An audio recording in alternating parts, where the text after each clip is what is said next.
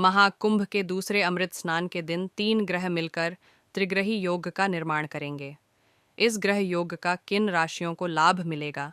महाकुंभ का दूसरा अमृत स्नान 29 जनवरी के दिन है। इस दिन अमावस्या तिथि के साथ ही 3 ग्रहों का शुभ संयोग भी बनेगा। दूसरे अमृत स्नान के दिन मकर राशि में सूर्य, चंद्रमा और बुध ग्रह युति करेंगे। इन तीनों ग्रहों के मिलने से त्रिग्रही योग बनेगा। ऐसे में ग्रहों की यह युति कुछ राशियों के लिए बेहद लाभदायक सिद्ध हो सकती है। इन राशियों को जीवन में शुभ परिणाम प्राप्त हो सकते हैं। साथ ही देवी देवताओं का आशीर्वाद भी इन राशि के लोगों को मिलेगा। आइए जान लेते हैं कौन कौन सी हैं ये राशियां। त्रिग्रही योग आपकी राशि से 10वें भाव में होगा। यह भाव करियर और कर्म का माना जाता है। इस भाव में सूर्य, चंद्रमा और बुध के होने से आपको करियर क्षेत्र में बेहतरीन परिणाम देखने को मिलेंगे। इस राशि के कुछ जातकों को मनचाही नौकरी इस दौरान मिल सकती है। इसके साथ ही कारोबारियों को भी मुनाफा होगा। आर्थिक रूप से भी समय आपके अनुकूल होगा। निवेश किए गए धन से आपको लाभ मिल सकता है। वहीं संचित धन में भी इस दौरान वृद्धि होगी।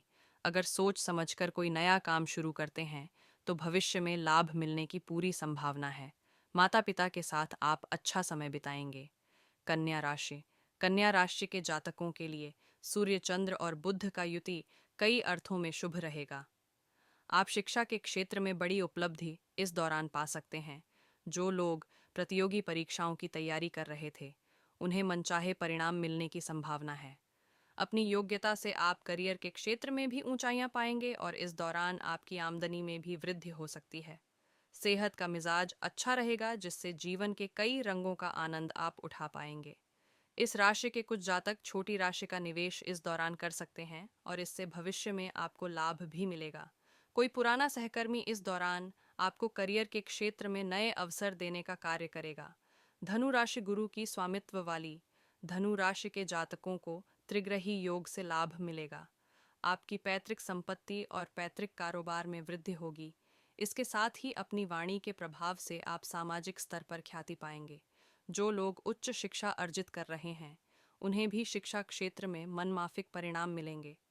अपनी योग्यता में निखार करने के लिए इस राशि के कुछ जातक नया कोर्स ज्वाइन कर सकते हैं। वैवाहिक और प्रेम जीवन में भी आपको अच्छे बदलाव देखने को मिलेंगे। परिवार के लोगों के साथ किसी खूबसूरत जगह पर घूमने जाने का मौका भी आपको मिलेगा। महाकुंभ की पौराणिक कथा समुद्र मंथन से जुड़ी हुई है। कथा के अनुसार जब एक बार राक्षसों और देवताओं के बीच समुद्र मंथन हुआ, तो इस दौरान मंथन से निकले सभी रत्नों को आपस में बांटने का फैसला हुआ। सभी रत्न को राक्षसों और देवताओं ने आपसी सहमति से बांट लिए। लेकिन इस दौरान निकले अमृत के लिए दोनों पक्षों के बीच युद्ध छिड़ गया। ऐसे में असुरों से अमृत को बचाने के लिए भगवान विष्णु ने अमृत का पात्र अपने वाहन गरुड़ को दे दिया। असुरों ने जब देखा कि अमृत गरुड़ से पास है, तो वह इसे छीनने का प्रयास करने लगे। इस छीना झपट्टी में अमृत की कुछ बूंदें धरती की 4 जगहों पर, यानी प्रयागराज, हरिद्वार, उज्जैन और नासिक में जहां जहां यह बूंदें गिरी थीं, आज वहीं पर 12 सालों के अंतराल में कुंभ मेले का आयोजन होता है। मौनी अमावस्या का दिन स्नान दान के लिए अत्यंत महत्वपूर्ण माना जाता है। कहते हैं कि इस दिन स्नान दान करने से कई गुना अधिक शुभ और पुण्यकारी फलों की प्राप्ति होती। इस साल मौनी अमावस्या 29 जनवरी को मनाई जाएगी। माघ मास में आने वाली इस अमावस्या को माघी अमावस्या के नाम से भी जाता है। मौनी अमावस्या के दिन स्नान दान का विशेष महत्व है। हर वर्ष मौनी अमावस्या के दिन तीर्थराज प्रयागराज में त्रिवेणी संगम में डुबकी लगाने के लिए श्रद्धालुओं की काफ़ी भीड़ उमड़ती है। इस दिन त्रिवेणी में स्नान की वजह से इसे त्रिवेणी अमावस्या के नाम से भी जाना जाता है। वहीं अगर किसी की कुंडली में पितृदोष है, तो वो मौनी अमावस्या के दिन स्नान के बाद दान करें। साथ ही पितरों का पिंड दान, श्राद्ध और तर्पण भी करें। ऐसा करने से पितृ प्रसन्न होते हैं और उनकी खास कृपा प्राप्त होती है।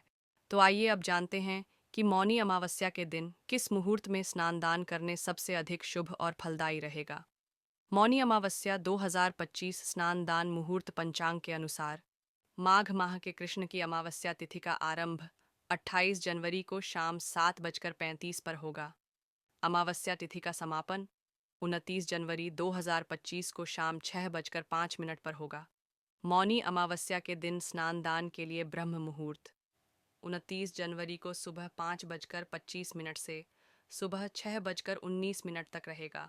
अगर आप ब्रह्म मुहूर्त में स्नान दान करना चाहते हैं तो इसी समय करें, वरना मौनी अमावस्या के दिन सुबह से लेकर शाम तक का समय स्नान दान के लिए उत्तम माना जाता है। मौनी अमावस्या का महत्व। मौनी अमावस्या के दिन गंगा स्नान का विशेष महत्व है। लेकिन अगर आप गंगा स्नान करने नहीं जा पा रहे हैं तो घर पर ही पानी में गंगा जल मिलाकर स्नान कर लें। ऐसा करने से भी गंगा स्नान का लाभ मिल सकता है।